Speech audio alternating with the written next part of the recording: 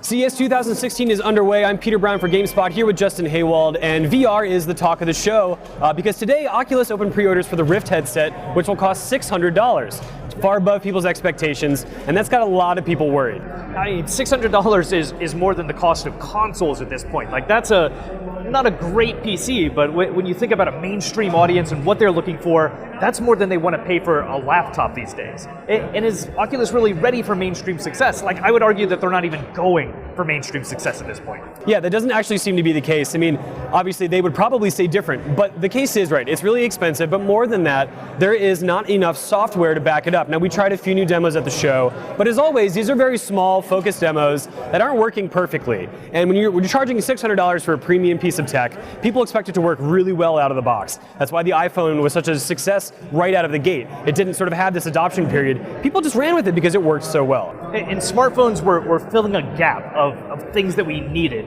Like, when you think about your life now without a smartphone, without the ability to use Google Maps, to use all of these things that are just so much a part of our lives, like, I can't imagine what life was like before the smartphone. VR hasn't solved that quite yet. It doesn't just need a killer game. We've been saying that from the beginning, that it needs a killer app.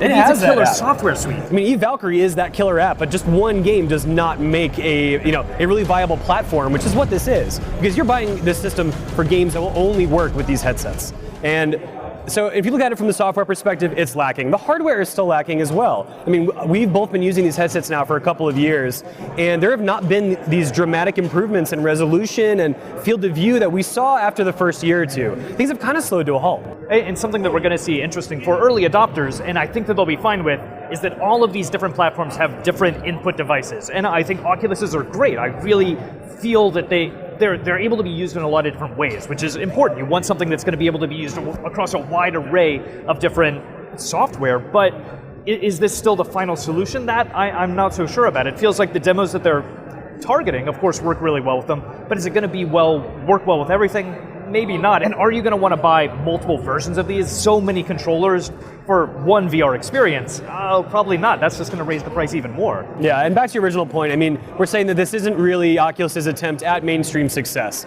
What this, I think, really is a move on their part to get that market share early. To say, look, we're on the market, we've got X amount of pre-orders. That's going to get developers, it's going to get other hardware manufacturers interested in working with them and partnering on future projects. And more than anything for the long-term success of VR, and specifically Oculus, those conversations and that momentum has to start happening. And this is something that we see in all types of technology and all other industries. When you think about Tesla Motors, right now they're targeting a really high-end consumer. And eventually that's going to go to a mainstream audience. You're going to be able to get an electric Tesla car for under $30,000. But right now you can't. And I think right now that's what Oculus is doing as well. This is something that's aimed at a very high-end consumer, and eventually that's going to trickle down. That's going to meet what we need and what the mainstream consumer wants.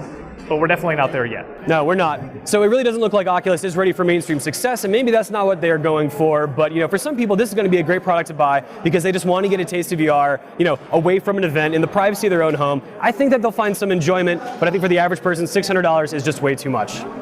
For more VR coverage and for more from CES, stay tuned to GameSpot.com.